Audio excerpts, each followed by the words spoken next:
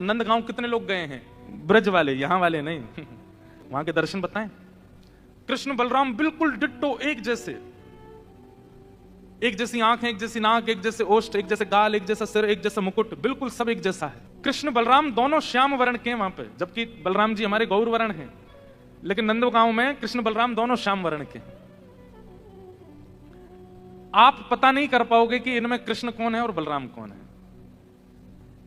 केवल एक भाव से पता चलता है कि ये कृष्ण है। बोले कैसे? बोले यशोदा मैया के बगल में जो खड़े हैं ये कन्हैया हैं, दाऊ दादा के पास जो खड़े हैं ये बलराम जी। उससे पता चलता है कि कृष्ण कौन से। एक सी वंशी, एक सी पोशाक, एक सा मुख, एक से हाथ में छड़ी लकुटी, एक सा मुकुट, सब कुछ एक जैसा है। नंदगांव एक जैसे हैं बिल्कुल। अब इनमें कन्हैया कौन से हैं? जो यशोदा मैया के बगल में खड़े हैं वो कन्हैया हैं, और जो दाऊ दादा के बगल में खड़े हैं ये बलराम जी हैं। बोलो नंद के लाला की, दोनों लाला। ऐसे ब्रज में बड़े बड़े। अच्छा यहाँ पे आपको एक और बात बताऊं, बलराम जी कार्य क्यों हैं? बलराम जी तो गोरे हैं, तो कार्य क्यों हो गए? ठाकुर जी को बहुत खिजा रहे थे, खिजाना समझते, चिढ़ा रहे थे। ठाकुर जी को बहुत चिढ़ा रहे थे। क्यों चिढ़ा रहे थे? बोले मोसो कहे मोल को लीनो, तू जसुमती कब जायो।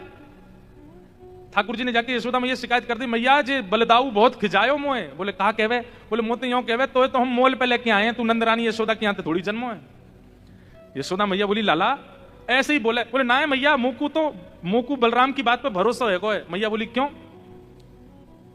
बोले यशोदा गोरी, नंद बाबा गोरे, मैं कारो कैसे जायो। तुम दोनों गोरे हो और ये बलराम भी गोरो है, मैं कारो कैसे है को। मैया तू सांची में मुकू मोल पे लेके आई।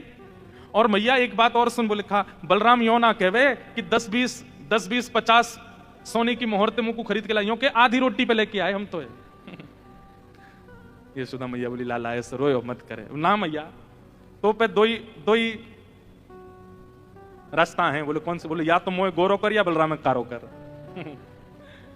यशोदा मैया बोली भैया कारी को गोरो बनाना बड़ा कठिन काम है। आज तो नहीं है, उस समय ब्यूटी पार्लर तो थे नहीं, लेकिन गोरे को कारो बनाया जा सके। तो यशोदा मैया ने पकड़े बलदाऊ जी और लेके काजर सीधे मुंह पे, नाक पे, आंख पे, पूरे मुंह पे कर दिए। लाला देख बलराम। बोला हाँ अब बढ़िया लगा, ये मेरा बलदाऊ भैया कैसा सुंदर लग रहा हो।